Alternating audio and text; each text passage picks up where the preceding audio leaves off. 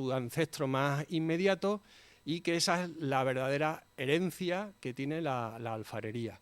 Porque también hay que tener en cuenta que, como sabemos, después de la conquista cristiana, son los artesanos mudéjares, los moriscos, los que siguen elaborando la artesanía, y por tanto se pensaba que eso se proyectaría al periodo moderno y por tanto a la contemporaneidad, y que su vínculo estaría estrechamente relacionado con la alfarería, por tanto, como digo, medieval musulmana.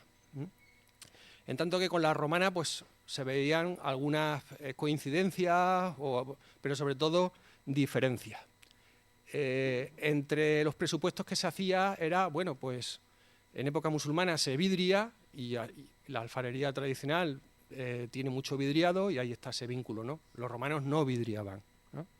Sin embargo, lo que nos dice la arqueología, por ejemplo, es que sí, es que hay una serie de vajillas que se vidrian, y es más, según las últimas investigaciones, Mérida habría sido uno de esos 8 centros productores que se han identificado en el Mediterráneo, que seguramente habría muchos más, pero que en Mérida produjo cerámica vidriada en época romana. Los 2 fragmentos que ven en imagen son de excavación emeritense, pero son estas piezas para beber en relación sobre todo al vino. Bueno, y esto lo sabemos pues gracias a la investigación arqueológica, ¿no? Al progreso de la investigación arqueológica. Y es por eso por lo que un arqueólogo les va a hablar de alfarería tradicional. No tanto porque ya haya muerto, que todavía afortunadamente no ha fallecido del todo, afortunadamente todavía quedan centros que producen este tipo de cerámica, sino por poder establecer las comparaciones de pasado-presente o presente-pasado, como quieran. Ya saben que la arqueología se dedica al estudio de la cultura material, la etnografía se dedica al estudio de la cultura material del presente, bueno, o del presente ya de un pasado inmediato, ¿no?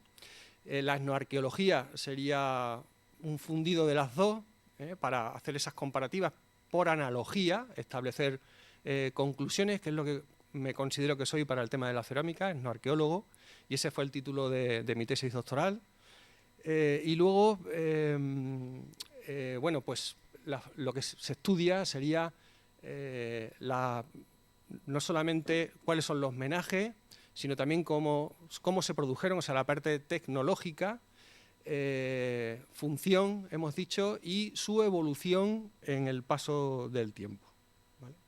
Entonces, una de las cosas por las que interesa la cerámica en arqueología es porque data, ¿eh? Es mucho más fiable que aparezca una moneda, que ese es el paradigma en excavaciones arqueológicas. Se dice, bueno, si te ha salido una moneda, qué suerte tienes porque te fecha ese contexto. Bueno, normalmente las monedas están fuera de su contexto, normalmente, o sea que más que datar, engañan en las dataciones. Sin embargo, la cerámica, por su forma, permite y su evolución permite conocer mejor la cronología del contexto en el que se esté excavando en ese momento, sin necesidad de que aparezca la fecha, como estamos viendo ahí, ¿vale? Hay otras cosas que se confían también mucho, como es el carbono 14 o la termoluminiscencia, pero que son temas, son análisis muy fiables para el pasado, cuanto más remoto mejor, pero para el reciente fallan.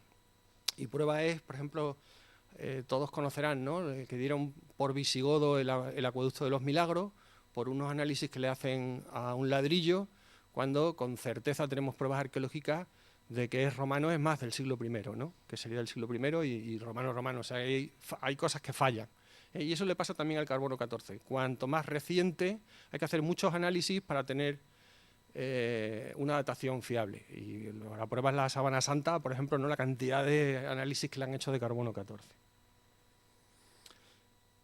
Bueno, la alfarería tiene, lo que procura es la reiteración, la repetición de unas formas aprendidas, y es por eso por lo que se dice que evoluciona muy lentamente. Incluso se llega a decir que prácticamente no evoluciona, ¿no?, que las formas pueden quedar fósiles a lo largo de los siglos. Si la tradición se basa en la repetición de unos conocimientos, eso lo decían los alfareros, ¿no? Yo trabajo como me enseñó mi padre, a mi padre le enseñó a mi abuelo, como que no ha habido ahí cambios, ¿no? Y así sucesivamente en la cadena generacional que se ha ido transmitiendo y se basa en la repetición, ¿no? Así que todos ustedes están aquí en la Escuela de Arte y lo que producen son piezas únicas, piezas artísticas. La alfarería sí, tiene también su parte de arte, pero lo que procura es la repetición de una forma y normalmente funcionales, ¿no? Esa es su utilidad, que sean útiles, que sean funcionales y por tanto que se parezcan al máximo unas a otras. Esto no significa que no haya unos cambios, que lo podemos ver a la hora de, en arqueología establecemos unos tipos y luego unos subtipos y claro, todo trabajo manual produce piezas únicas, aunque esté dentro de esa reiteración. Prueba es, por ejemplo, que los alfareros cuando juntan obras de otros alfareros saben reconocer la suya, aunque nuestros ojos vean solamente, por ejemplo, cántaros u ollas que nos parezcan todas idénticas, sin embargo ellos son capaces de saber cuáles son las que han hecho ellos, ¿no? Es más, se puede llevar al extremo eso de que un alfarero a lo largo de su vida puede producir piezas, una misma pieza puede variar, pues según las haya hecho cuando era muy joven, o en edad madura cuando se está en plenitud, o cuando cuando se está en el declinar, ¿no? que salgan las piezas con un perfil diferente, a como las hizo el resto de su vida, ¿no? Y eso también lo podemos ver en los alfareros que trabajan en un mismo sitio, que por eso ellos identifican, o sea, vamos a ver que el borde no es idéntico en unas piezas que en otras, detalles en las asas, detalles en la propia perfil, aunque aparentemente sepamos identificarlo y decir, sí, son iguales, pero siempre puede haber un matiz, ¿no? Suele haber un matiz que diferencie, ¿no? El trabajo de unos a otros, teniendo en cuenta eso que en extremo hemos dicho no dejan de ser piezas únicas, ¿no? y por tanto singulares. La etnoarqueología tiene el valor eso por tanto de establecer comparaciones con el pasado, o sea, hacer una visión del presente al pasado y obtener conclusiones. A veces se puede ser muy osado en esas conclusiones. Entonces, por ejemplo, en época islámica se acostumbra a piezas para líquido y para cocina a ponerle esos tres trazos que ven, esas tres líneas, que es pintura, puede ser en almagra, en rojo, las hay en negro, las hay también en blanco, como están viendo, según el color del fondo del cacharro, son así. No es una decoración, eso lo tienen en el medio, significa Alá, y es una forma de proteger tanto el contenido como el continente. Tendría un sentido antropopaico. Sin embargo, y eso mismo, por ejemplo, esas mismas líneas las vemos en la alfarería actual, ¿no? O sea, en esas piezas, por ejemplo, de Salvatierra. Entonces, aquí podríamos establecer pues, una pervivencia de que no de que los alfareros de Salvatierra son musulmanes, ni que son musulmanes encubiertos, ni siquiera que es un signo trinitario católico, simplemente es una decoración para los alfareros. Entonces, bueno, ¿y usted por qué hace lo de las tres líneas? Porque lo hizo mi padre, mi abuelo y mi bisabuelo, y porque todos aquí hacemos este tipo de decoración, ¿vale? O sea, que hay cosas que hay que tener cuidado con las conclusiones a las que puede llegar el estudioso, porque a veces no tienen ningún tipo de información extra detrás, ¿no? Más que la mera reiteración de motivos. Pero viene muy bien, por ejemplo, para también conocer el funcionamiento, el uso de los recipientes. Entonces están viendo ahí, por ejemplo, una imagen de las mujeres cacereñas yendo a la fuente, la forma de transportar los cántaros, que ya era así, vamos, son los griegos los que nos dejaron estas viñetas en su cerámica, donde se reproduce esa misma idea, era la mujer la que iba a la fuente con el cántaro y luego lo transportaba en cuadril o a la cabeza. Y eso son las griegas, es todo el Mediterráneo, ¿no? Y así ha sido así durante milenios, ¿vale? O establecer, por ejemplo, comparativas en el presente con otras zonas geográficas. Entonces estáis viendo un bernagal de Salvatierra, un botijo de Salvatierra en la parte inferior, que todos conocéis más que bien, y sin embargo, por ejemplo, piezas beréberes, que son las que hacen las mujeres Estáis viendo también una versión de botijo, como veis, y una versión de bernegal. Y ahora pues podemos extraer conclusiones, las que sean. Luego, si quieren, al final volvemos sobre este asunto. También viene bien para conocer en esos ancestros esas conexiones en el pasado. Entonces, por ejemplo, la pieza del tajín o cuscusera, que es tan característica de la alfarería del norte de África, marroquí, pero también de otras partes del mundo musulmán, ya existe, por ejemplo, en época romana. Habría que ver si ya estaba anteriormente a la época romana, que es esa pieza que servía para hacer el pan. Pero que ven que en el pasado los dibujos del medio son tapaderas de época romana. La forma de cogerlas era la misma, la forma así acampanada, y luego con ese reborde, porque ahí se echaba las brasas también. Entonces aprovechaba el calor desde la parte de abajo y desde la parte superior también, ¿vale? Para hacer el pan. Bueno, pues esto ya existía en época romana, luego desapareció del registro arqueológico, mientras que se ha mantenido en el norte de África evolucionando. Los menajes en la antigüedad, y esto sirve también para el mundo, o sea, tanto mundo romano como mundo musulmán, son muy amplios y muy especializados. O sea, que a veces para hablar de alfarería o de cerámica pensamos básicamente en cántaros y ollas o platos, pero ahí cada cosa tenía su función. A veces, o sea, un cacharro puede servir para otras muchas, tener otras funciones, pero existía una especialización y de hecho esa especialización en la función es la que determina la forma. Hay que tener en cuenta que en los menajes hay otros materiales, estamos nosotros hablando de cerámica, pero que en el mundo romano, por ejemplo, está el vidrio o otros materiales más, o el oro, la plata, ¿no? Como sabemos que existía en las vajillas romanas de la gente de la élite, ¿no?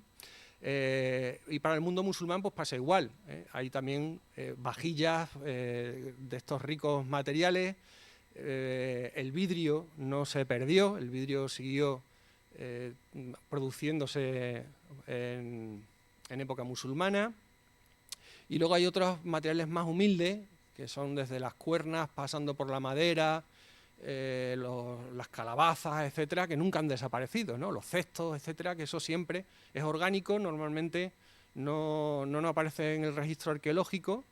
De hecho, hay a veces que hay ausencias interesantes, ¿no? Como por ejemplo en época visigoda aparecen muy pocos platos, y la conclusión a la que llegamos no es que no conocieran los platos en época visigoda, es que sería una vajilla de madera que luego no se ha conservado en el registro arqueológico.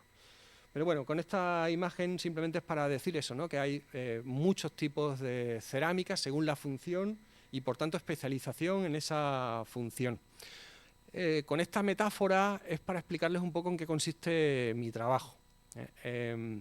Utilizando el puente romano como si fuera un arco, ¿no? Si tenemos ya el conocimiento de la alfarería tradicional aquí en un extremo, ahora podemos lanzarla al siglo XIX, por ejemplo, y ver qué es lo que tiene del siglo XIX la alfarería actual. Entonces, claro, veremos que es prácticamente la misma. Luego podemos dar un salto y podemos establecer otro puente o otro arco a un momento del pasado, por ejemplo, el periodo moderno, ¿no? Nosotros no lo vamos a hacer aquí, aunque espero que haya ocasiones en el futuro de poder venir aquí a hablarles de cerámica también de la época de los Austrias o medieval cristiana, de otros momentos, o de la época visigoda. La comparativa que vamos a hacer aquí nosotros en el salto va a ser desde la tradicional a la musulmana, o sea que ven, nos saltamos un montón de arcos, ¿no? Que en esos tránsitos está evolucionando la cerámica. Nos vamos a ir al medievo, a la época musulmana, y vamos a pegar un salto todavía más atrás a la romana. Entonces, también se puede hacer un salto desde la actual a la romana. Pero claro, cuanto mayor es el salto, más cosas en medio queda la duda, ¿no? De cómo pudo haber evolucionado. Entonces lo ideal es hacer este tipo de secuencia, de ver cómo, una jarra, hemos dicho que la función hace a la pieza, en este caso recipiente para verter un líquido, que puede ser leche, que puede ser vino, que puede ser agua, que puede ser muchas cosas, ¿no? Cómo evoluciona con el paso del tiempo. Ahí tienen a época romana, pero ya más tardía, ya ha cambiado el perfil. Luego en época visigoda vemos una pieza muy diferente, parece incluso prehistórica, como veis. Por eso algún día me gustaría hablarles aquí de cerámica de época visigoda. De época islámica, las jarras prácticamente, con estos modelos, escasean, porque son jarras vinateras sobre todo, aunque hemos dicho que pueden verter muchos tipos de líquidos. Ya saben que el vino, los musulmanes beben vino, pero pecadores, ¿no? En exceso, pecadores, pero sabemos por las fuentes que el vino no desaparece inmediatamente, ¿no? Sino que hay que esperar a partir del siglo XI, cuando las restricciones sean, que es precisamente cuando ya no tenemos ese tipo de jarra. Luego tenemos ahí el periodo medieval cristiano, moderno, hasta llegar a la jarra emeritense en la actualidad, ¿no? Bueno, pues establecer esas comparativas en la diacronía o hacer estos saltos, como hemos dicho, estableciendo con el pasado que sea, ¿no? En este caso para épocas romanas. Entonces, a partir de este relieve, pues ven que, por ejemplo, todas esas piezas que tenemos en el entorno son de alfarería tradicional extremeña, la mayoría, por cierto, de Salvatierra, también veo de Casa Tejada y de Arroyo de la Luz, pero que son formas que estamos identificando en ese mismo relieve. La cuestión es si tenían la misma función o no, ¿no? Por eso esto forma parte de la investigación. Porque si nos fiamos en el aspecto solamente, pues se puede llegar a conclusiones demasiado audaces, como hemos comentado para el tema de esa decoración de marcas blancas. En el tema de, por ejemplo, en Salvatierra, de los bruñidos, ¿no? De la alfarería, con esos acabados, pues se llegó a decir que había ahí una familiaridad, una analogía con las sigilatas romanas. Ayer estuvieron en el museo, ¿no? Hicieron un recorrido y vieron conocen lo que son las sigilatas. Bueno, pues es cierto que en el aspecto, pues sin embargo son técnicas completamente diferentes. La de Salvatierra lleva un engobe, que hay que bruñirlo, hay que pulimentarlo, luego veremos una imagen. Mientras que en época romana se le aplicaban esos engobes que vitrificaban, fundían, vamos a decir mejor, en el horno, sin necesidad de pasarle piedra ninguna. Son cosas diferentes. Pero bueno, es verdad que en el acabado la analogía, era fácil caer en esa analogía, aunque no hay ningún tipo de vinculación. Esto también se había, por ejemplo, dicho para el tema de la cerámica enchinada. La cerámica tradicional extremeña tiene dos singularidades respecto al resto del panorama peninsular. Y es, en el tema de decorativo, serían los bruñidos de Salvatierra y el enchinado de Ceclavín, que luego también resulta que se hace en una población portuguesa que se llama Nisa, y estaban siempre diciendo quién le había robado a quién la idea, con la raya por medio y poca distancia entre ambas poblaciones. La respuesta es que es de los dos, que pertenece a los dos, pero eso puede ser un tema también para una siguiente vez. Simplemente ya saben que esa técnica consiste en poner chinitas de cuarzo blanco y hacer la decoración. Entonces, bueno, pues a la hora de explicar esta decoración, los autores dijeron, esto está heredado desde época romana, es la técnica del mosaico pasada a la cerámica. Solo que los romanos no enchinaban, ni los musulmanes ni nada de eso, lo sabemos, ¿no? Pero claro, en esas analogías se pueden establecer estas conclusiones. O haber dicho que establecer ese parentesco con la cerámica musulmana, como se ve en la parte superior, incluso con la prehistórica, con el tema del campaniforme, que ya saben que se decoran, luego las impresiones se rellenaban con pasta blanca y creaba ese efecto, ¿no? Entonces, quien estableció esa conexión, como si desde el campaniforme se hubiera estado haciendo lo mismo prácticamente hasta llegar al enchinado de Ceclavín, cuando no es así, ¿vale? Hay un hiato de milenios por medio. La cerámica romana la conocemos bastante bien porque ya saben que tienen la costumbre de enterrarse con parte del menaje para el gran viaje, ¿no? El último viaje. Entonces, bueno, pues el museo tiene una colección magnífica de cerámica romana, de fina, de común. Gracias a estos enterramientos, a veces son incineraciones, a veces son inhumaciones, hasta que el cristianismo acaba con la idea de meter estos depósitos. Pero luego también conocemos muy bien la cerámica romana y la emeritense en particular, por los vertederos que estaban en el entorno urbano, o sea, más allá de las murallas. Esta es una imagen que ven de Blanes, donde todo esto es basura de época romana. Todo esto es ceniza, huesos, cacharros que se han roto y van echando, todo es romano. Y todavía queda aquí abajo, todavía queda. De hecho, enterraron una necrópolis a costa de echar basura. Y también es muy interesante el conocimiento de los testares, es decir, los basureros de producción.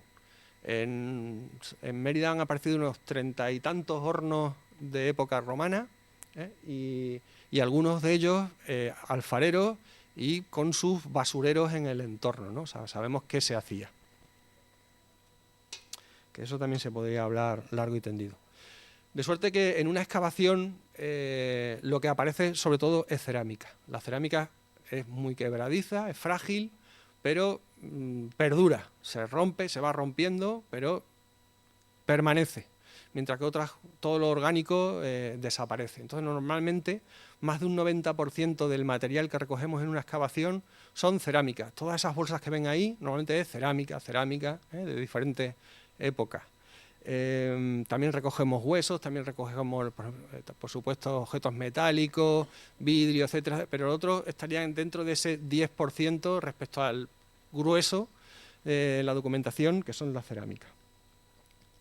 Bien, y hay que decir que eso, para época romana, una cosa sorprendente es que ya puede ser un alfarero emeritense o de la Tarraconense, de la Tingitania, de la provincia de Judea o en Germania, que trabajan las mismas formas. O sea, eso es sorprendente. Tenemos los mismos perfiles replicados según si es obra de fuego, de servicio de mesa, etcétera, etcétera, en todo el imperio. Aparecen, así que es mucha gente la que se ha dedicado a estudiar la cerámica, por tanto, porque aparece en tantos sitios, que por eso la conocemos tan bien. Para el caso de la cerámica musulmana, mantiene unas peculiaridades básicamente peninsulares, ¿no? Que también tiene sus concomitancias con el norte de África, como se pueden imaginar. Bueno, en esta imagen también les ponía estas piezas para recordar que pese a esa reiteración de modelos y una lenta evolución que se da en la forma, están también sujetos a moda. Entonces, por ejemplo, en época augustea se pasa del gusto por las cerámicas negras, que esto se conseguía en el horno, a las cerámicas de acabado rojizo. Entonces, en época de César nos van a aparecer las piezas así. En el Principado, al principio, en la fundación de Mérida, nos salen algunas piezas de este tipo, y luego a partir de Augusto pues van a ser de tipo rojizo, ¿no? Entonces, eso nos viene muy bien para identificar los momentos. Eso que hemos dicho para la datación. Bien, esta ha quedado rara con el cambio del... Bueno, no se ve muy bien, pero solamente no sé si intuyen aquí una forma, son para decirles que, sin embargo, en época musulmana tenemos, sobre todo para los siglos VIII y IX, tenemos la peculiaridad, por eso son los siglos oscuros y muy desconocidos en la península, y es que, sin embargo, para encontrar dos piezas iguales es complicado. Entonces, hay una gran, podríamos decir, regionalización, se habla, pero incluso menos que una regionalización, y es que según los sitios trabajan coetáneamente, están produciendo distintos tipos de recipientes. Y eso nos llevaría a un debate largo, simplemente decirles que coetáneamente, por ejemplo en la península, todas estas formas que ven son diferentes, y son todas coetáneas, de época islámica, del siglo VIII y siglo IX, ¿vale? Y sin embargo, para complicación de los arqueólogos, tenemos perfiles muy variados, sincrónicos. O sea, digamos el efecto contrario a lo que hemos dicho para la etapa musulmana, y sin embargo, como a partir del califato, como a partir del siglo X, ya volvemos a tener las formas estandarizadas, y están así en el XI, luego en la época almorávide y almohade también, ¿vale? Las tenemos ya estandarizadas, que son más fáciles de estudiar, y por eso, la mayor parte de los estudios de cerámica musulmana son de esos otros siglos. Bueno, para mi estudio de alfarería, que empecé, o sea, eran los centros activos que estuvieron, que todavía funcionaban en 1980. En el pasado se podría esto quintuplicar, quizás más, de pueblos alfareros en Extremadura que tuviesen alfareros, eran muchísimos. Prácticamente toda la población que fuese mediana, todas tenían su alfarero. Pero, como saben, en los 70 viene ya, o sea, en los 60 viene ya la crisis, en el 70 a nosotros nos viene con retraso, como suele ser todo así en Extremadura, somos más conservadores y más atraso, pues pervivió todavía la alfarería más que en otros sitios y yo llegué a conocer activos 21 pueblos alfareros que son... Mi documentación se basó en lo que contaban los alfareros mayores, para hacer el estudio que les he comentado. Ahora, de todo esto, ya solamente quedan 4 centros y estamos en 2024 y todavía hay 4 centros alfareros activos, aunque representados por prácticamente menos Salvatierra, que afortunadamente sí tiene todavía suficientes artesanos, pero Arroyo de la Luz queda 1, Torrejoncillo quedan 2 y Trujillo queda 1. Y luego tendríamos Salvatierra como la gran excepción, ¿no? También para el panorama peninsular. Hablamos de alfareros de herencia, ¿no? de tradición, no de ceramistas. Bueno, pues, ¿por qué habían quedado esos centros alfareros en Extremadura y no en otros sitios? Pues precisamente porque las arcillas, los bancos de arcilla de más calidad coinciden, no es una coincidencia obviamente, precisamente en estos sitios, aunque hemos dicho que antes las poblaciones alfareras eran muchísimas más, ¿no? O sea, que Badajoz, por ejemplo, tenía, Cáceres también tenía, bueno, Plasencia sí está incluido dentro de la lista, ¿vale? Coincide con los bancos de arcilla. Entonces, a la hora de la producción alfarera, lo esencial es contar con arcilla óptima.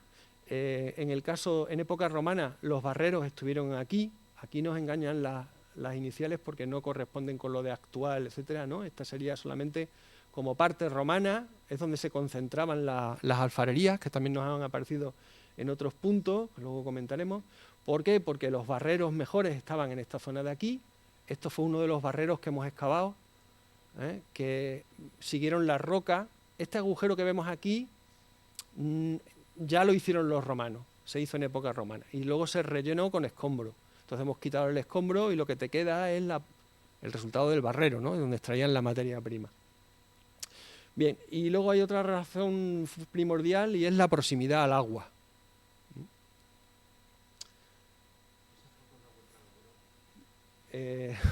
Muy buenas, Maillo. No, esto es la zona sur. Esto es la zona sur, que ahora está edificada y hay un bloque de vivienda. Es esta zona de aquí que cerca hay un colegio y junto al colegio unos bloques, pues en esa parte de ahí, ¿vale?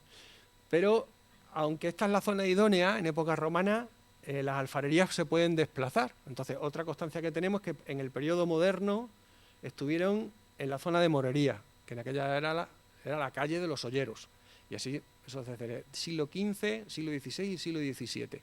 Aunque los alfareros siguieron ahí hasta el siglo XX, todavía hubo algún alfarero en el barrio de Morería.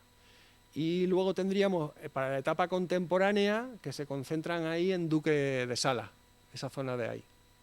O sea que las alfarerías se mueven, lo quiero decir. No solamente es un tema de barreros, pero siempre en relación al agua. Aquí todo lo que vean un punto así como dentro de otro punto son las alfarerías romanas. Estas de aquí son los tejares romanos.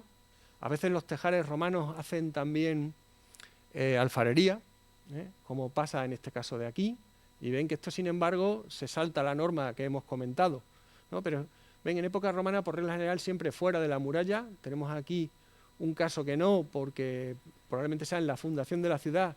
Crearon ahí para hacer ladrillo, y este de aquí porque es del Bajo Imperio. Pero en época romana el tema de humo, posibilidad de incendios, todo eso fuera de las murallas. Los polígonos industriales estaban fuera de las murallas. El tema de molestias al vecindario, etcétera, estaban por la parte de fuera. Y luego para la etapa musulmana pues tenemos aquí constancia de 2 alfarerías, al menos, y en esta parte de aquí también.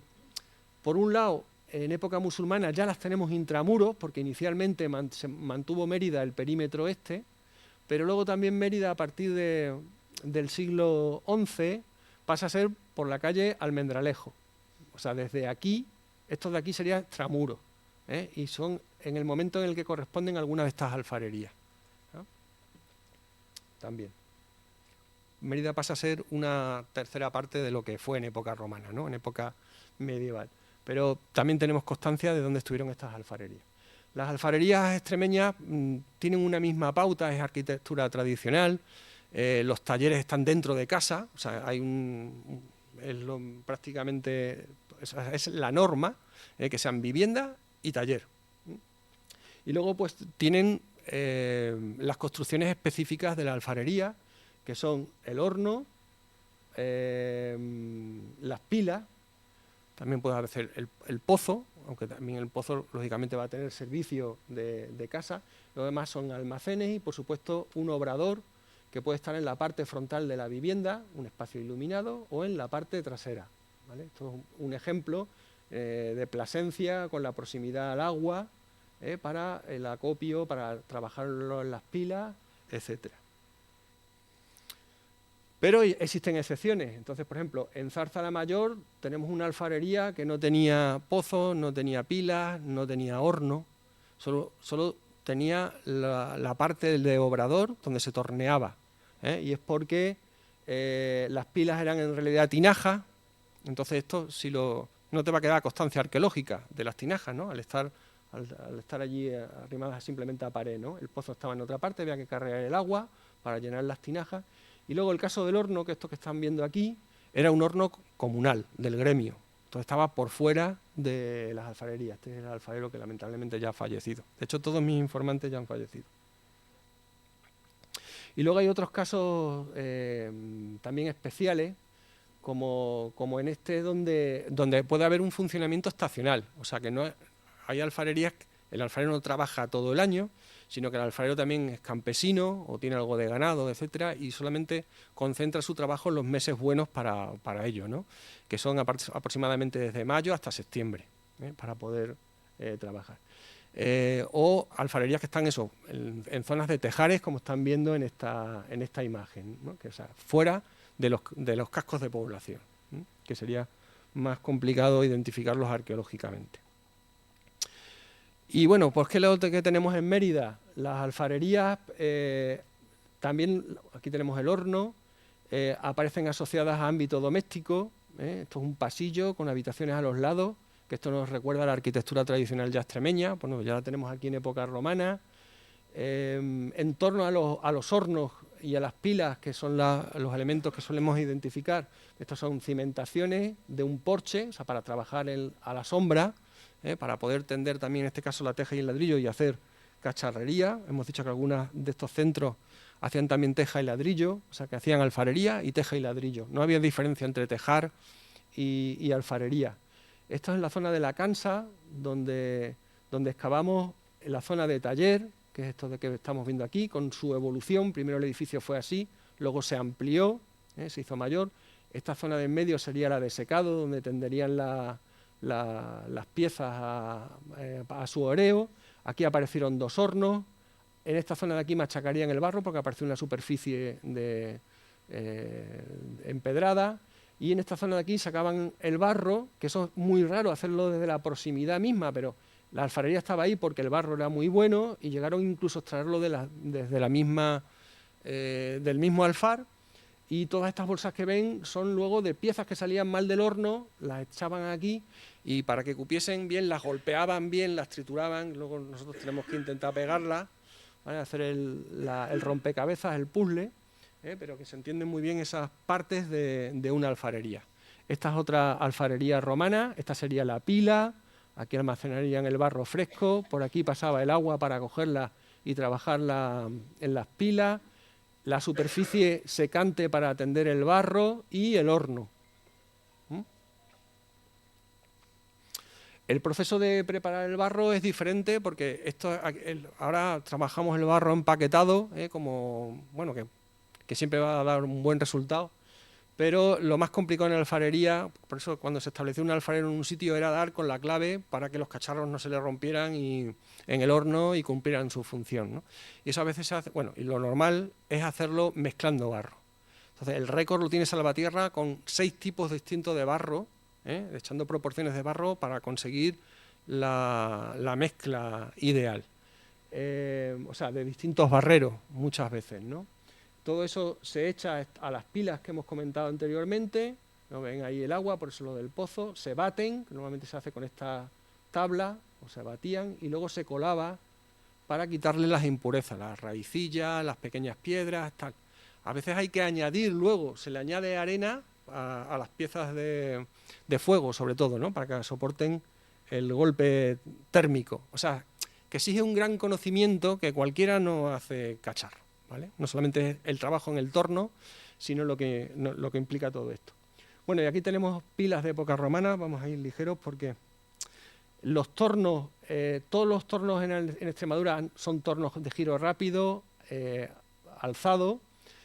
Los de época romana, lo único que nos aparecen son las piedras estas, que sabemos que ahí el torno ha estado, pero no sabemos si eran tornos bajos, desde luego de giro rápido, sí que eran. Esto es lo que suele quedar de un torno. El único resto arqueológico es la hacienda que se llama, que es la piedra donde da el giro esta pieza de aquí, que podía ser metálica o podía ser de madera, engrasada. Y luego el tema de los hornos, que se identifican, que normalmente, aunque los dibujos siempre los ponen como hornos cerrados, y así son, o sea, con bóveda, y así por ejemplo son en Salvatierra, la práctica totalidad de Extremadura son hornos abiertos para poder cargar y descargar desde arriba, y también se utilizaban las puertas laterales para ello, ¿no? Pero por eso, esto por ejemplo es de Arroyo de la Luz, se colocaba este palo, se pone aquí una tabla y el alfarero empieza a sacar piezas y luego finalmente pasa a la parte inferior y así, ¿de acuerdo? Como ven, son hornos alzados, mientras que los hornos romanos son normalmente de cámara, o sea, de caldera subterránea. Todos estos son emeritenses que hemos excavado aquí. Aquí ven uno circular, uno cuadrangular, uno rectangular. Estos son hornos emeritenses musulmanes, que a diferencia de los romanos son pequeñitos. Cuanto más grandes, porque tienes más gente trabajando, porque eres capaz de llenarlos.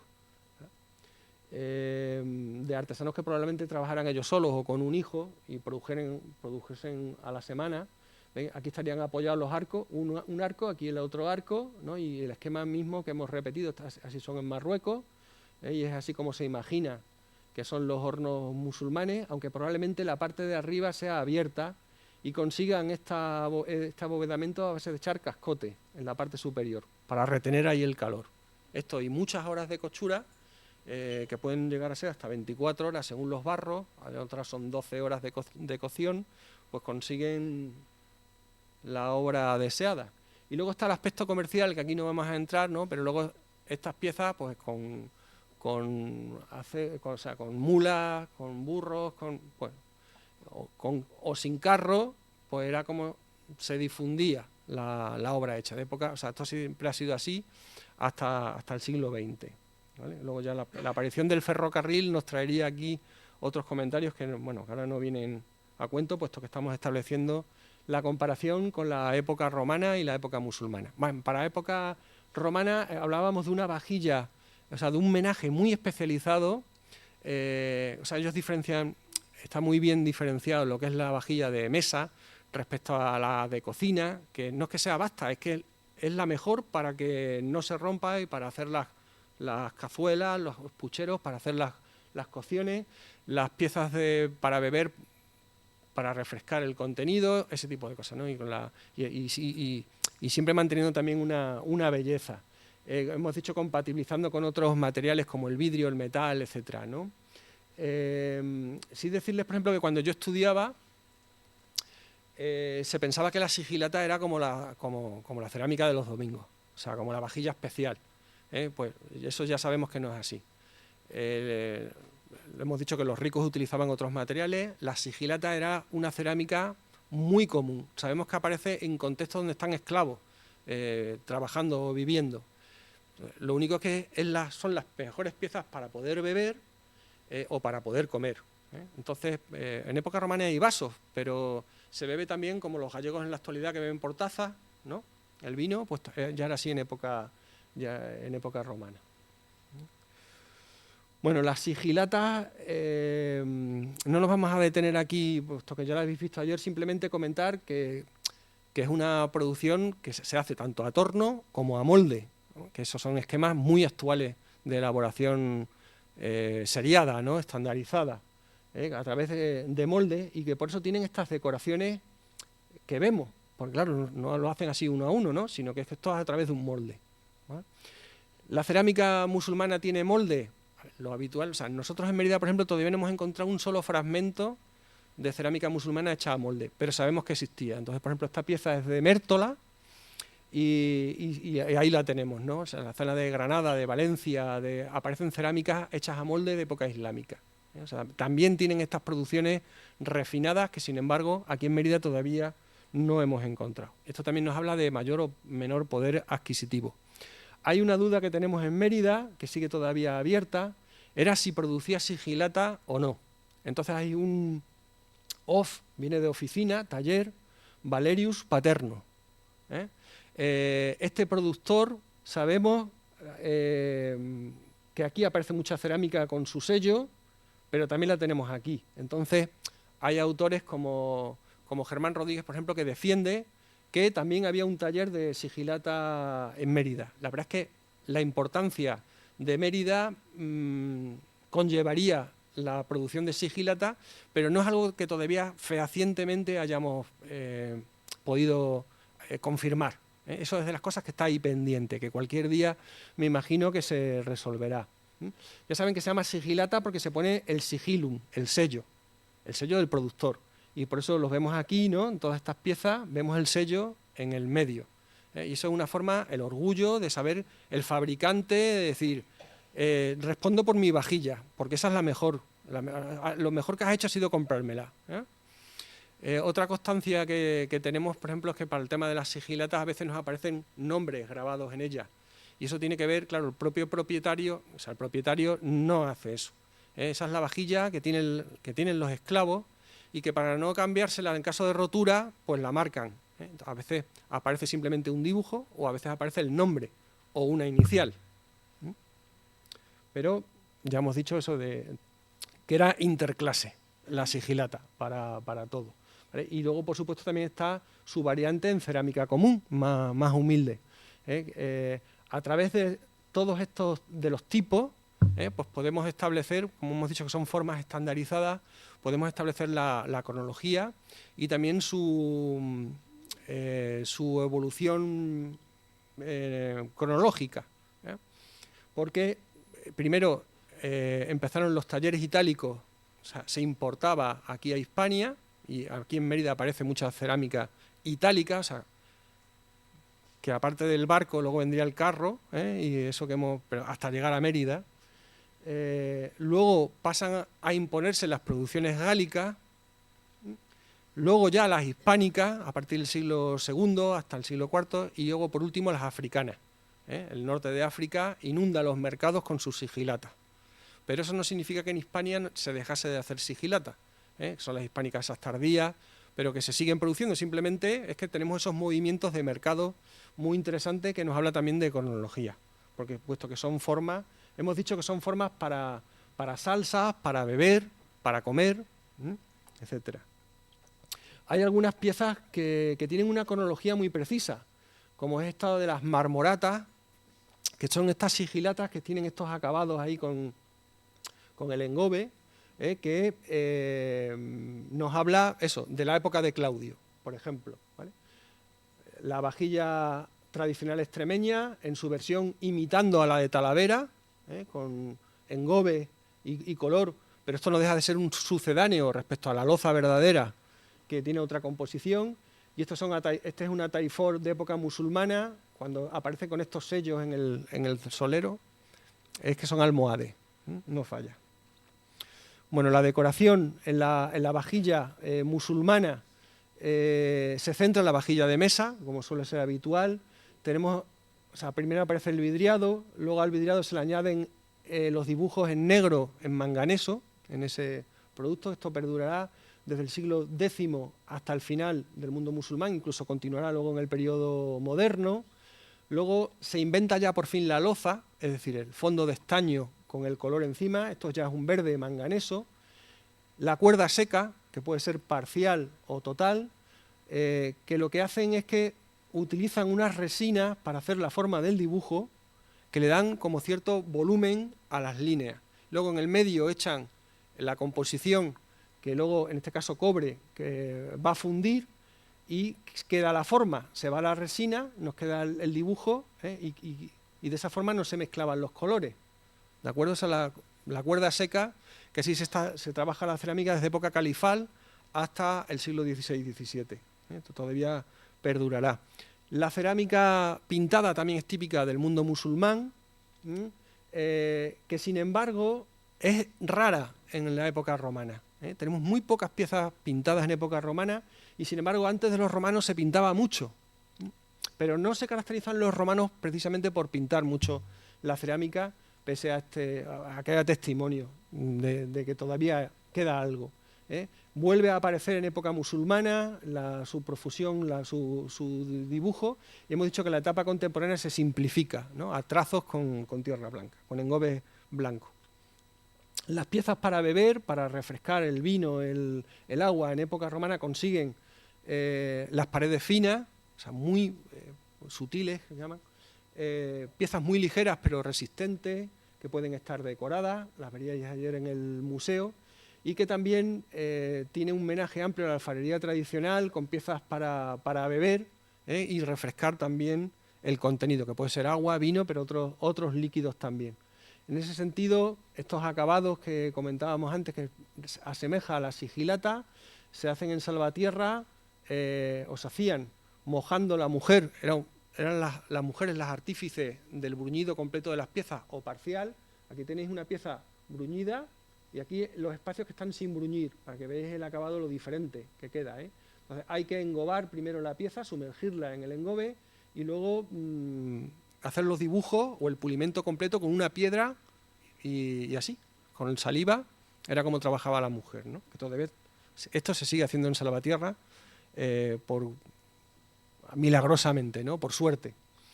En época musulmana tenemos los jarros. Estos jarros, sin embargo, no existen en el mundo romano, que pueden tener 2 asas o un solo asa, pero es una de las piezas que introducen los musulmanes. El jarro es una pieza típica musulmana, que los veis ahí pintados, pero más o menos conservan, o sea, tienen esos perfiles. Aquí veis piezas, ahora vamos a hacer la comparativa, ¿vale?, evolutiva. Piezas romanas, el barril de campo, pieza musulmana, piezas extremeñas. Veis que ha habido ahí muy poca evolución. La botija, pieza romana, de época musulmana, solamente aquí no tenemos una pieza completa todavía, esperemos que algún día podamos poner una imagen completa, pero sí reproduce las formas estas ya, y estas ya son las formas actuales. Estas formas solían estar en los carros. Los cántaros romanos de boca estrecha, de boca amplia, los musulmanes, hay muchos tipos de perfiles diferentes, pero lo sorprendente es la cantidad de perfiles que luego adquiere en la alfarería tradicional. Todos estos son cántaros extremeños, pero una de las curiosidades es que todos los pueblos extremeños tenían un perfil diferente, o sea, era algo identitario. Cada pueblo tenía su perfil de cántaro. Algunos son muy interesantes, por ejemplo, este de Arroyo de la Luz. Este es el de Salvatierra. Las aceiteras, esas son las romanas, estas son las musulmanas, ¿vale? Y esta la alfarería tradicional. El mortero. Los morteros no son como tenemos todos en mente, que era un mortero. En épocas romanas era como un plato abierto, pero estriado, y sobre esto se majaba. Sobre esto se majaba. En época musulmana no tenemos morteros, pero nos aparecen las ollas con irregularidades en la parte del fondo. Así que se ve que utilizaban eso intencionadamente para majar ahí el ajo. Y también en ese sentido, como pervivencia, las gazpacheras extremeñas intencionadamente le dejaban las estrías irregulares por dentro. Esto lo podía eliminar el alfarero fácilmente con la caña, pero se dejaba así intencionadamente para poder majar también ahí el ajo para hacer el gazpacho. Ollas, la olla romana, normalmente sin asas, y el borde plano para la tapadera, para ajustar la tapadera. Ollas musulmanas y el repertorio extremeño, que en el siglo XIX, o sea, al principio eran así las ollas, y en el siglo XIX empezaron a hacerse con 2 asas a 1/4, cada una de ellas, para poder voltear el contenido. Pero es una cosa del siglo XIX, a esta parte. Aquí tenéis una versión de cantidades, incluidos los últimos, los más pequeños, que eran el papillero para el bebé, para prepararla, que solamente tenían un asa. Las cazuelas. Bueno, cazuela. La romana, veis, formas sencillas, sin asas, como veíamos las ollas. Las medievales, ya con la forma de la pieza, si va a ser un cordero. Ya sabéis que los musulmanes, cerdo poco. Pero hasta el siglo X sabemos que comen cerdo, por lo menos en Mérida. Y luego estas piezas de costillas, que son típicas de la época almohade. Hablamos ya del siglo XIII, XII-XIII, vidriada. Y estas ya las versiones actuales de paellera. Paellera las llaman así, pero son cazuelas. Los anafres. Los anafres tradicionales extremeños, con diversos tipos, y sus ancestros romanos y musulmanes. Como veis, ha evolucionado muy poco esta pieza. Lo de cocinar en un anafre no solamente es un tema cultural, es de supervivencia pura y dura, porque ya sabemos las temperaturas que adquirimos en verano y hay que seguir cocinando. Entonces la mujer salía por fuera de la casa a seguir cocinando, mientras que en invierno se hacía en el hogar del interior.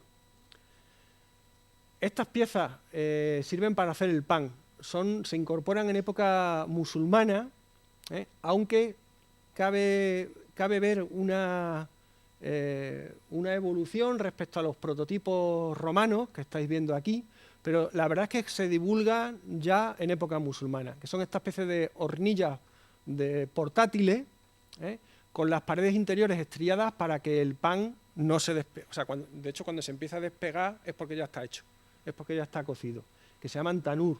Aquí lo tenéis, ¿no? Cómo se colocaban las piezas. Esto es en Marruecos, y que la alfarería tradicional, precisamente en Torrejoncillo, si vais a ir la vais a ver, son los hornos de pan de diferente tamaño, que puedes hacer normalmente se calientan, ¿no? Y se hace simplemente, o se hacía en esta superficie, pero que también afecta las paredes en caso de que sean tortas. Como se ve, ¿no? En Marruecos, en Egipto, en Turquía, ¿no? Esta forma, solo que de forma portátil, ¿no? Bueno, esta también es fija, pero de pequeños hornos, ¿no? Para la producción de pan. De pan en tortas, es como habitual. Bueno, el tema de las tinajas, esto daría mucho para hablar. De hecho, ojalá, me gustaría en un futuro poderos hablar de ellas, porque es también algo identitario muy de Extremadura y de la época romana, por cierto. Estos blanes, donde aparecieron in situ varias de estas dolias, que son el dolium. Veis que son piezas esféricas, normalmente con 2 asas, muy robustas. Aquí la tenéis en el museo, que hay otras capacidades, pero que conocen otras formas también ovaladas de la tinaja, los romanos, incluso la cilíndrica. Y que sus descendientes actuales en Extremadura, ¿veis? Consiguen esta forma ovoide,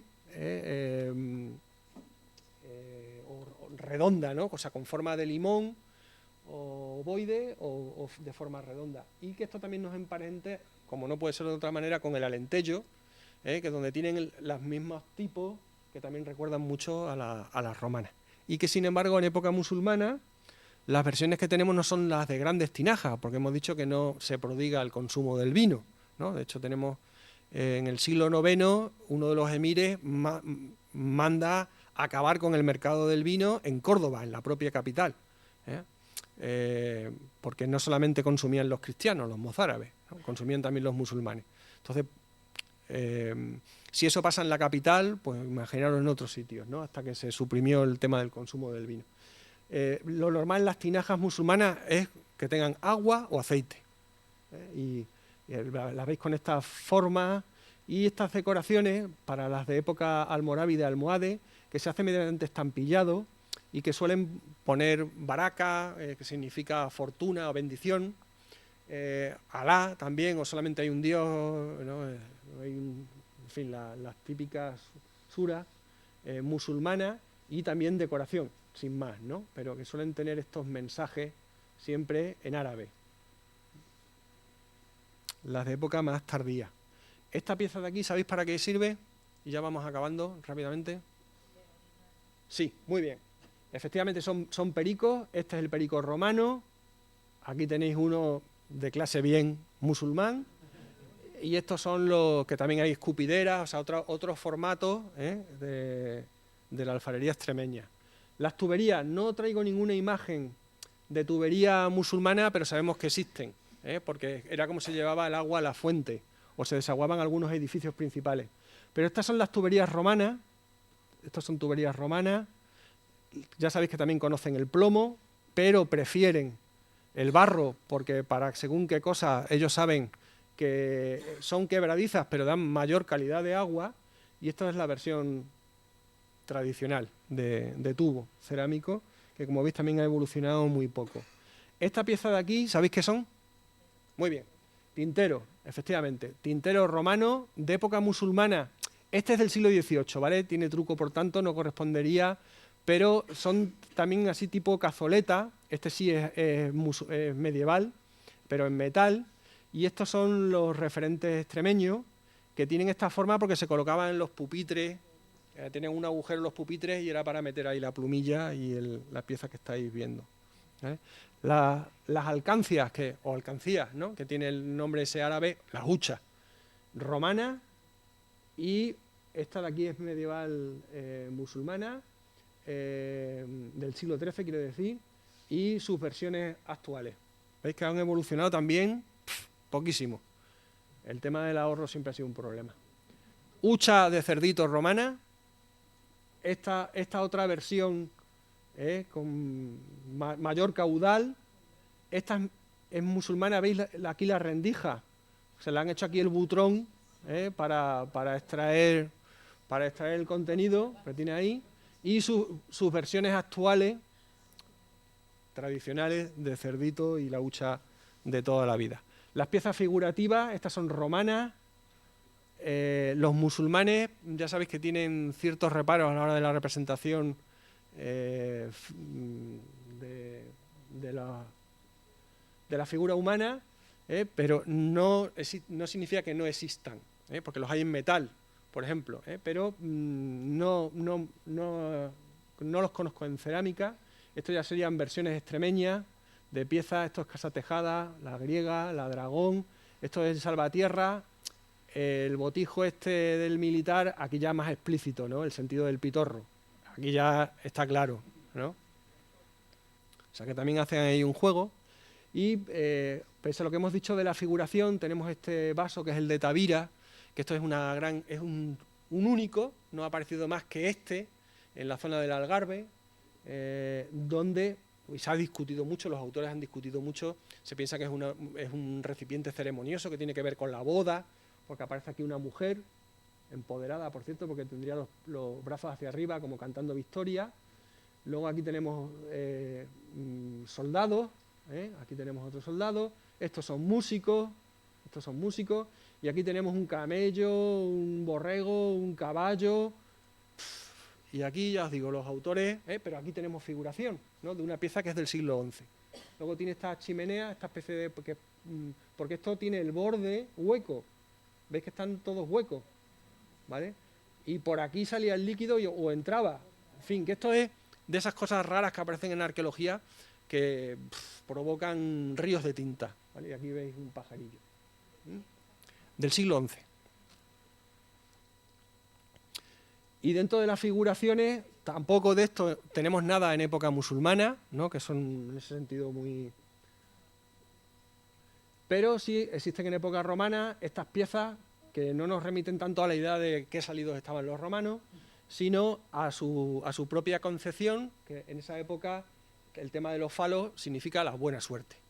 Entonces, no tienen las connotaciones sexuales que nosotros nos puede dar ver un falo de estas características, que incluso estos del Museo de Ampuria, ¿veis? También para beber, ¿no? En ambientes de fiesta, pero por esa idea de que todo vaya bien, ¿no? De la fortuna, y que en alfarería tradicional, sin embargo, tenemos, y a la hora de establecer esas comparaciones, estas piezas que tenían que ver con los quintos, que, bueno, pues cuando les tocaba esto de los quintos ya hay que explicarlo, pero ya estaría tarde. Pero bueno, digamos que los jóvenes guerreros que iban a milicia, ¿vale? Pues tenían un tiempo de despedida y bebían, etcétera, ¿no? Entonces es curioso como en Quintana, Ceclavín, Montehermoso, pues hubiera estas piezas, ¿no? Que luego también se siguen haciendo por el tema de estas cosas extravagantes, llamativas,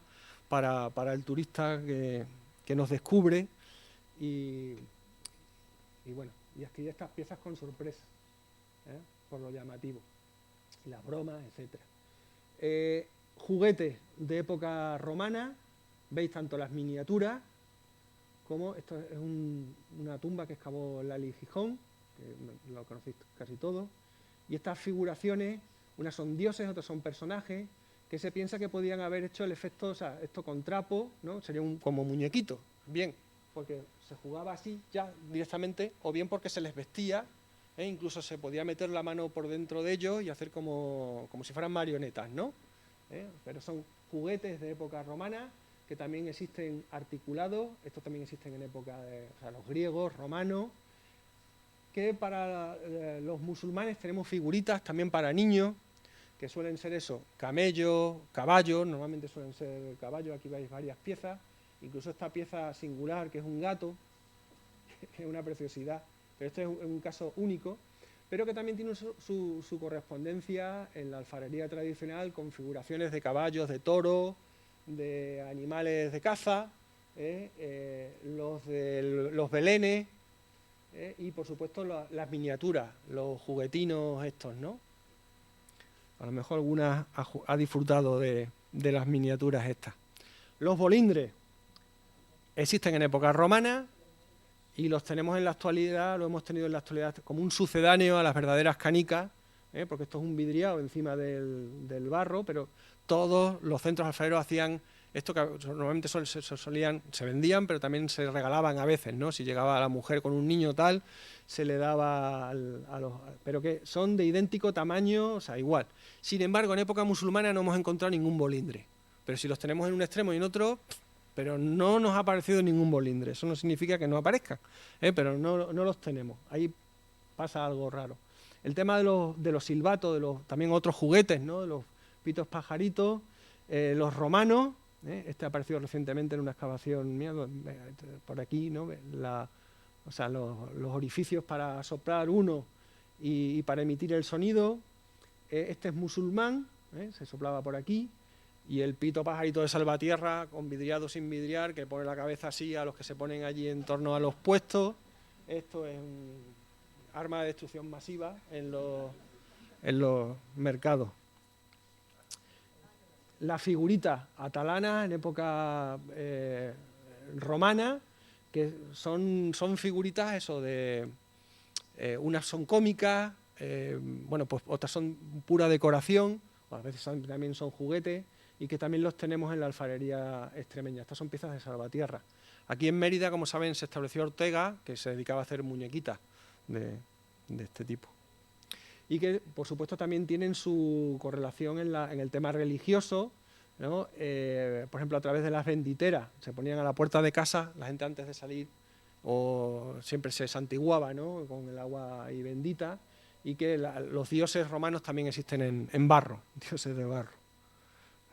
La iluminación, las lucernas, que el museo tiene una colección magnífica, ya saben que tienen escenas de muy diverso tipo, de deportes, gladiaturas, dioses, eróticas, tienen muy diversos tipos de motivos en el centro, eso también daría para una charla solo eso. Que en época musulmana tenemos una evolución dentro de los candiles, o sea, empiezan siendo de piquero, pero muy diferente a los romanos. Daos cuenta que nos hemos saltado la época visigoda, ¿vale? Que ahí también habría clave. Que pueden tener múltiples piqueros, que eso también existe en época romana, y que luego evolucionan a estas cazoletas, estas ya son del siglo XII-XIII, o con un pie que va siendo cada vez más alto y así llegan hasta el siglo XVI y XVII, ese tipo de luminaria. Y que aquí tenemos las extremeñas. Esto veis con un dragón porque parece que por aquí escupía fuego. ¿Vale? Esta es de Mérida, que parece una lucerna romana. Y esto es de Berlanga, porque era... este es un candil de panadero. Se ponía sobre la plataforma, de la tabla de coger el pan. Estas versiones de farol existen, esta es la musulmana, de Mértola. Nosotros en Mérida no hemos encontrado todavía ninguna. Su referente es extremeño. Y en época romana son prácticamente así, pero he querido poner esta, bueno, por la curiosidad de que da mucho juego, ¿no? Que esto a lo mejor en cerámica pues resultaría... Esto es muy interesante porque saben que con el fuego parece que los ojillos están vivos, ¿no? de la figura, por si queréis reproducirla. Y ya terminamos con piezas muy brevemente, que sabemos que no hicieron los musulmanes, o sea que estaban en época romana y no hicieron los musulmanes, que desaparecen, como son el tema de las ánforas. Estas ánforas, ya sabéis que es el elemento de transporte, la pieza de transporte en época romana. Lo singular y lo que nos ha dicho la arqueología meritense es que se producían también en Mérida. O sea, esto ha sido realmente sorprendente, porque normalmente los centros productores de ánforas están o a la orilla de los ríos navegables o en las costas, porque es donde se envasa para sacar los productos. Sin embargo, Mérida envasaba y exportaba, pero envasaba ya aquí, porque nos han aparecido asociadas a alfarería. Esto es muy curioso. Y con perfiles diferentes a lo que se trabaja en otras partes de su provincia. O sea, que hay unas ánforas lusitanas, unos perfiles específicos que están en la costa portuguesa, y sin embargo no hacen eso. Nosotros imitamos a las andaluzas. Interesante.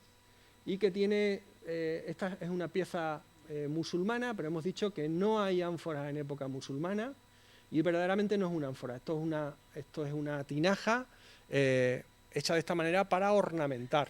Esta es una pieza ya nazarí, de Granada, estaban para decorar, pero no con la misión de almacenar nada, ¿vale? Y es una evolución, hemos dicho, de las tinajas de aceite o de agua, ¿no? Que aparece por eso tan decorada. Y una pieza musulmana que no hacen los romanos, los cangilones de noria. El caso es que es curioso porque sabemos que los romanos tienen norias, y han aparecido dos en Mérida, hechas en época romana, pero debían ser los cangilones de metal. Lo cierto es que no nos ha aparecido un cangilón de cerámica, no en Mérida, sino en Hispania en general, que sí existen en la alfarería tradicional, pero que es una nueva incorporación de época musulmana, los cangilones, para extraer el agua de los pozos. Y esta es la última imagen que traigo de una pieza que se hace en la actualidad y que no se hizo ni en época musulmana ni en época romana. Y son los botijos, que podemos pensar que, bueno, algo más tradicional, más clásico que un botijo. Bueno, pues el botijo se incorpora muy tardíamente, posiblemente en el siglo XVIII o ya en el XIX, cuando se incorpora, que esto también tiene su historia. Y que la forma de que siga existiendo es comprándolo, ¿no? Consumiéndolo. Todavía en Salvatierra hay un centro que los hace, que es un magnífico depurador del agua. Se le va ahí el cloro, por eso se ponen feos. Dice que se ponen muy feos, claro, porque si no todo eso iría al riñón. O sea, nos trae cuenta consumir este tipo de cosas, ¿no? Ya sabéis que el agua embotellada, el plástico tiene sus problemas, y que beberla del grifo directamente, pues también, ¿no? Con el tema del cloro. Y lo dejamos aquí. Os agradezco, ahora hacéis cualquier tipo de pregunta, pero os agradezco la atención y simplemente la recomendación de que regaléis artesanía y concretamente alfarería. Muchas gracias.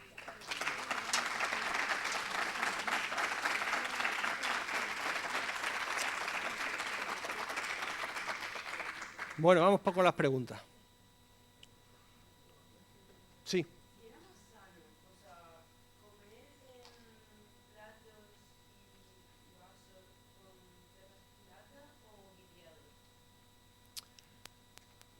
Bueno, lo más sano es comer, ¿no? Primero, en primer lugar, en esa época.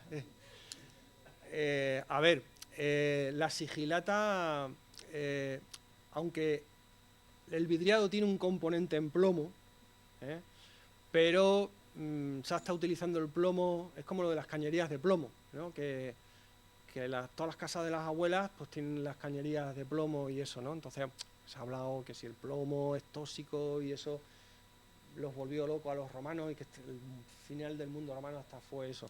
Entonces, bueno, se puede extrapolar eso a la vajilla, como era tóxica, de hecho ya no se puede vidriar con el plomo, aunque todos tenían base de plomo.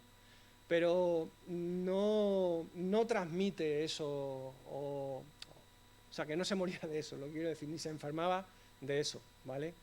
Es más bien un tema de sabores. La sigilata, aunque es impermeable, pero es mucho más porosa que la cerámica vidriada. La cerámica vidriada no deja sabor en el cacharro, luego ya sabéis que si se craquela y se mete el aceitillo por ahí, luego se rancia y a eso a veces huele, ¿no?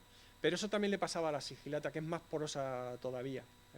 Entonces, es más que sano, es una cuestión de sabores. ¿Cómo mantienes mejor el sabor original de los guisos? Pues mejor en el vidriado que en la sigilata. Las ánforas para transportar aceite, ¿por qué tienen esa forma si son muy poco estables para los transportes? Bien, siempre se ha dicho que la versión es porque se hincaban en la orilla del mar, ¿no? A la espera de cargarla, se iban dejando clavadas en la arena y que de esa manera luego en el barco, ¿no? se iban apilando también, o sea que formaba parte no del cargamento, sino de la propia carga del barco para estabilizarlo. En lugar de meterle piedras, les metían ánforas con lo que llevasen dentro, ¿vale? Con la comercialización. Y que de ahí vendría. Hay el ánfora lusitana, por ejemplo, esto que hemos dicho, que en la costa no tiene pico, sin embargo, curiosamente, es como si fuera un cántaro grande con una base pequeña, sí, pero plana. Mientras que los otros sí tienen pico y se viene diciendo que es por eso, por hincarlas en la arena.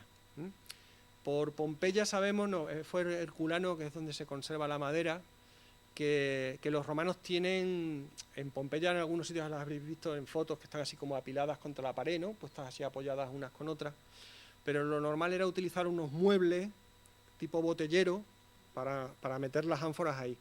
Y luego también era normal, porque están muchas veces en el límite, o sea, a veces pueden ser más de 30 kilos los que tengan una ánfora llena, ¿no? Que también se utilizaba un artilugio, o sea, de madera con cuerdas, que permitía, cogiéndola del pico, verter.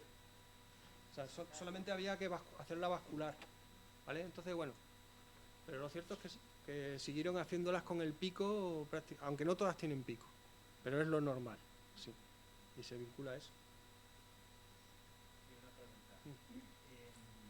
Esto, ¿verdad? Bueno, hablando del conocimiento que tengo del mundo de la cerámica, ¿cómo hacían en la época romana las tinajas? No me entra en la cabeza que en el torno se puedan a vasijas, una tinaja de un metro con textura.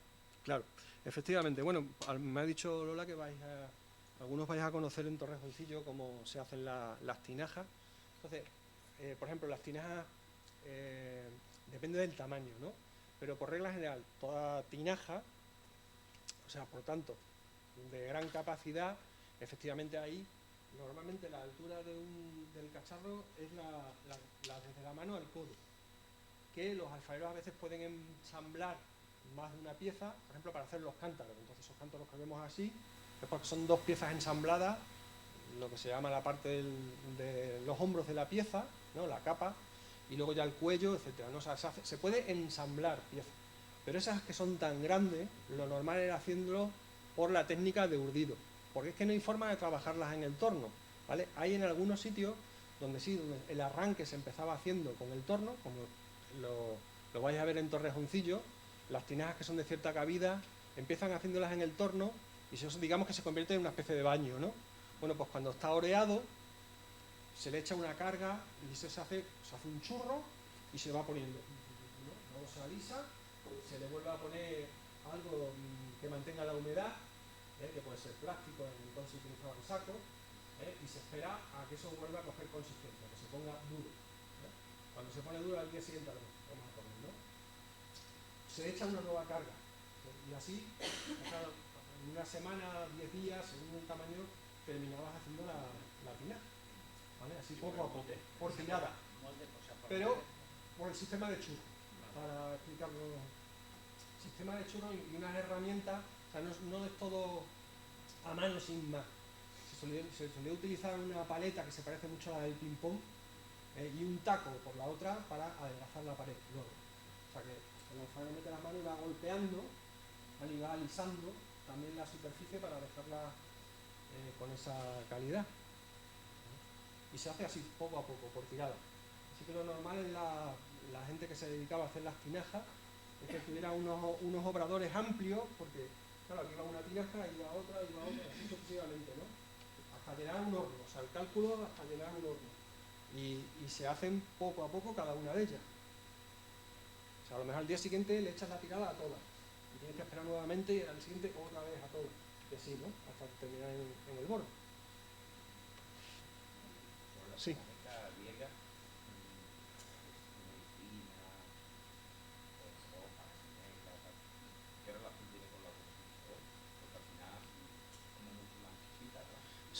Sí, bueno, los griegos, sí,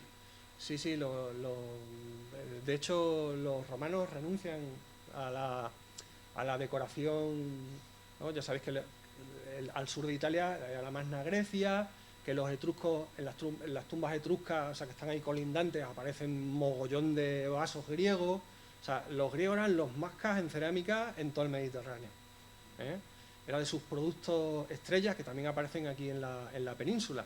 O sea, todo esto que se está excavando, eso de Canchorroano, por ejemplo, ahí apareció cerámica griega. Me imagino que en esto de Medellín también aparecerán ahí los vasos, ¿no? Entonces, aunque es verdad que son dibujos muy sencillos, pero era de una calidad, o sea, un atractivo de formato, o sea, porque al fin y al cabo eran piezas para vino, ¿no? Para hacer fiesta, en la que se consideraba a los griegos insuperables. Entonces, por eso llegan esas piezas a todos los rincones del Mediterráneo, ¿no? Y son insuperables. No, luego los griegos siguen haciendo, o sea, en época romana siguieron trabajando, pero ya decae mucho el tema del dibujo, ¿no? Pero ellos siguieron haciendo su forma, la forma, se siguieron trabajando, ¿vale? Pero dejan de hacer esos dibujos exquisitos y únicos, ¿no? en cada una de las piezas.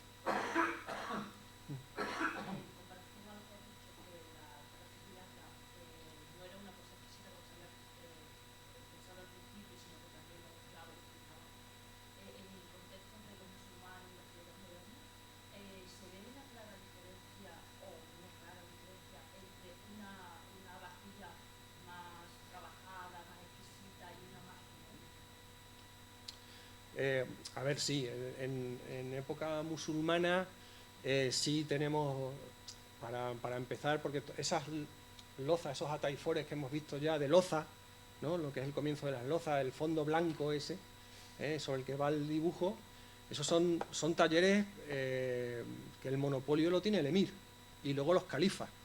O sea, empieza la primera vajilla así especial. Es como yo tengo el monopolio de ese tipo de producción, entre otras cosas porque la regalo a veces. O sea, todos estos que vienen, todos los embajadores que vienen de fuera y tal, yo les mando las vajillas para que flipen porque no tienen nada ni parecido en sus lugares de origen. Entonces sí, el tema de las lozas esas, de cuerda seca, eso era nivel alto, sí. Sí.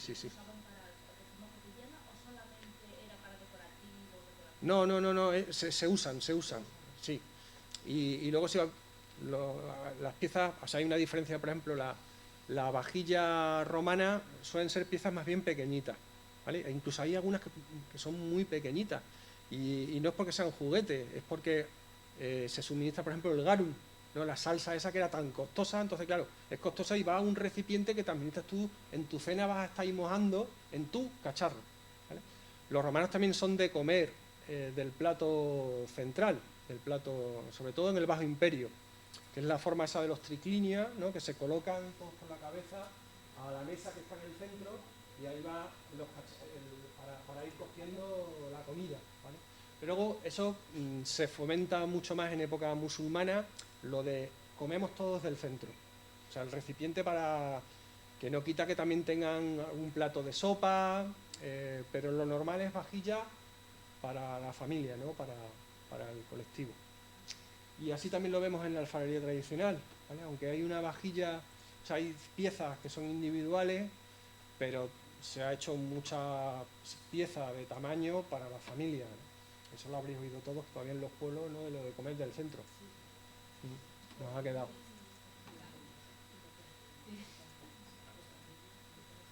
Sí.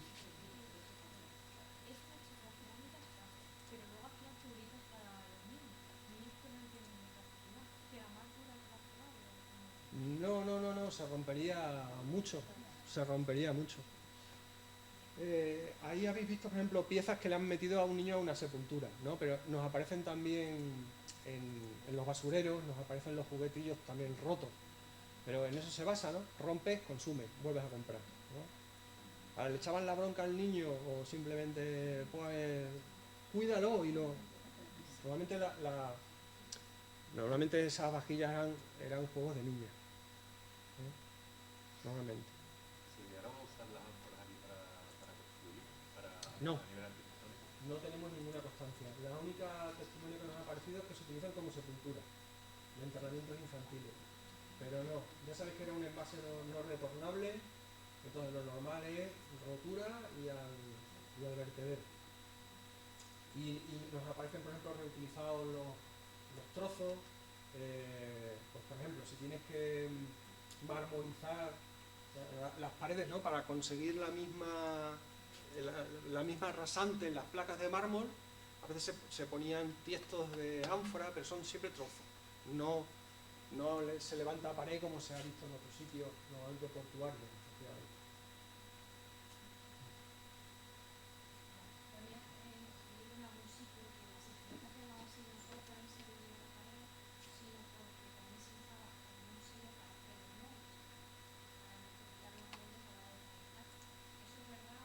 Sí, sí, la forma de decorarla, también os he puesto los moldes completos, o sea, para hacer de una tirada toda la pieza. Pero luego también estaba la versión de hacer la pieza del torno, y cuando había escrito la dureza del cuero, utilizar los sellos para decorar. Entonces sí, también.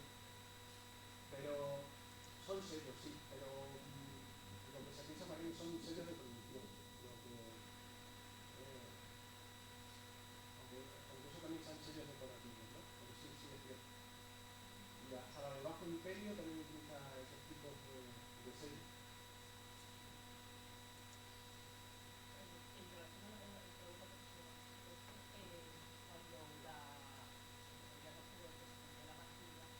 ¿Había como ahora una especie de punto limpio donde llevar eso o alrededor de la casa donde se rompía se dejaba?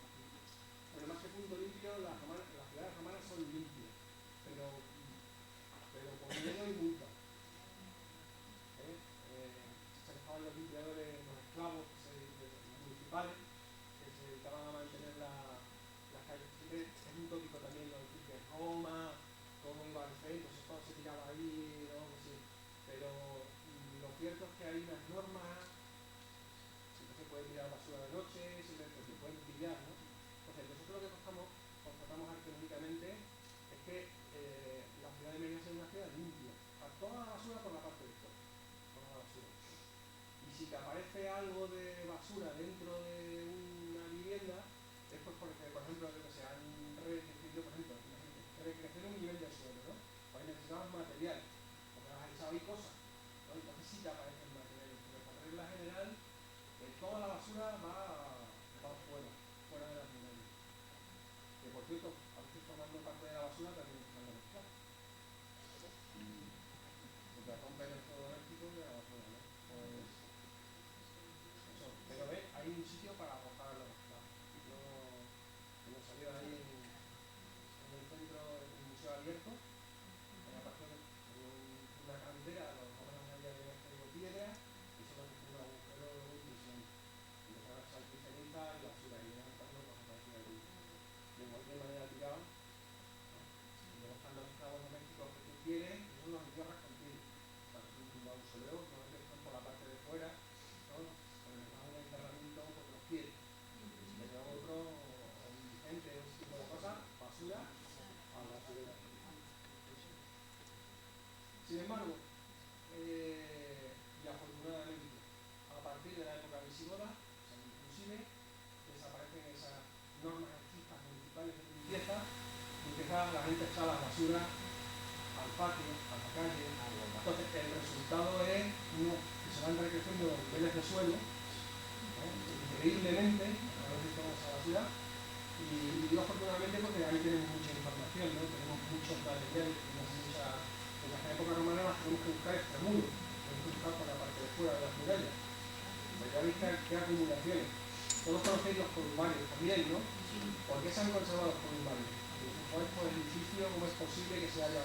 Porque los tapó la basura romana. Entonces, esos son edificios de época europea, que a lo mejor 150 años después o 200 años después ya lo tienes ahí, hay ningún familiar que se preocupe de... Y simplemente la basura avanza, y por suerte, ¿no? Que lo han tapado. Y eso, en Blanes, pues también tenemos la suerte de que hay varios edificios funerarios completos, arriba, tapados también por la basura. De forma que luego nadie los va a desmontar, nadie se va a llevar la piedra, porque no los veis, están tapados. Así que la ciudad romana, más que puntos limpios, es una ciudad limpia. Y luego la ciudad visigoda es basura por doquier, que por cierto empiezan las enfermedades y ese tipo de cosas, las epidemias, en las fuentes. Luego los musulmanes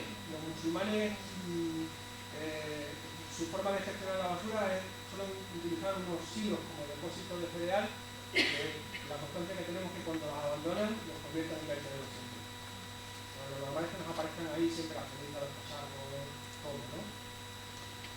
Los cacharros también aparecen con las crisis. En el siglo, por ejemplo, XI, que Medina lo pasó muy mal, no tanto porque nos atacaron los cristianos, sino que eran los sevillanos, musulmanes, atacaron la ciudad y aparece gran cantidad de cacharros de ese momento, ¿no? Una crisis, la gente se ve que se pone ahí, y aparecen muchos recipientes rotos de esa etapa. Eso sí, pueden aparecer en cualquier sitio. Por las tejas, ¿no? Se ocupan las tejas, han cogido los cacharros ahí debajo, y luego se pone muy contento, lo que en su momento fue una desgracia, y el año siguiente que va a vivir allí lo que hace es echar un poco de tierra encima, y sobre eso ya establece un nuevo piso, y con las paredes que ya tiene, levanta una nueva vivienda. ¿Vale? Pero los musulmanes también son bastante limpios, ahora son los visigodos los de época, los más alejados. Los musulmanes sí, se ve que cuidan el hecho de meter la basura en un sitio, ¿no? De no dejarla en cualquier lado. No, perdón, una pregunta. Con referencia a los juguetes, se han encontrado figuritas humanas, por decirlo de alguna manera, pero no sé si no ha aparecido solamente en traído estos ejemplos, los juguetes son más bien animales, no hay una representación de la figura humana.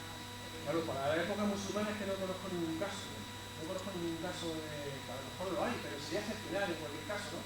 Para eso los musulmanes son eso, cuadrúpedos, ¿no? Ya lo he dicho, caballos pasando por camellos, el museo lleva abajo tiene un camello, son figuritas así. Mientras que en época romana es más amplio el espectro de muñequitos para los que jugar, ¿no? Que por cierto incluye gladiadores también. Sería el Madelman de la época, ¿no? Ya estoy diciendo yo Madelman que ya es arqueología también. Algunos de aquí no saben lo que son los Madelman.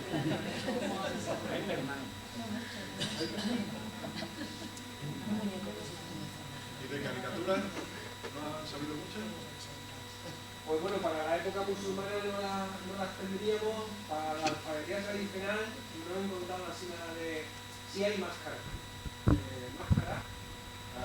romanos, como sabía, hacen las máscaras del teatro, y sí hay máscaras grotescas, que si vais a Salvatierra las vais a poder ver, porque eso también es un elemento decorativo. Pero los musulmanes no utilizan máscaras. Los romanos sí utilizan. Los romanos sí, por el tema del teatro. Y tema religioso también, porque sabéis que tenemos en el museo una que es mitra. Entonces se ve que hay determinadas cosas religiosas que se colocan máscaras, ¿no? para sus rituales, ¿no? Mientras que en la alfarería sería cosa decorativa. Pero sí los hay grotescos también. Sí, y las del teatro ya sabéis que son grotescas. Pequeñitas, pequeñitas. Ah, sí, hemos visto alguna de ellas, son las atelanas esas, ya sabéis que son obras de teatro de esas que eran personajes grotescos, ¿no? Que es humor grueso, ese de pasarse mucho, y que por eso les provocaba risa, y por eso luego tienen las figuritas, porque se entiende que cuando la vea y el que sea se va a reír, ¿no? Por ella. Bueno, pues vamos a dejar que se vaya porque vamos a seguir haciendo la pregunta, y como ya se ha ofrecido a hacer otra, ¿no? Sí, O sea, que encantadísimo. quiere volver, pues Amenazo, nada, lo aprovecharemos, ¿no? Y contamos con su presencia nuevamente en el curso que viene, que vamos a hacer. Y nada, pues agradecer, ha sido muy interesante, y a mí me parece muy interesante, yo creo que a todo el mundo, ¿no? La prueba está en un montón de preguntas, y que si dejamos esto sí. Pero bueno, vamos a dejar que... Muchísimas gracias, un placer.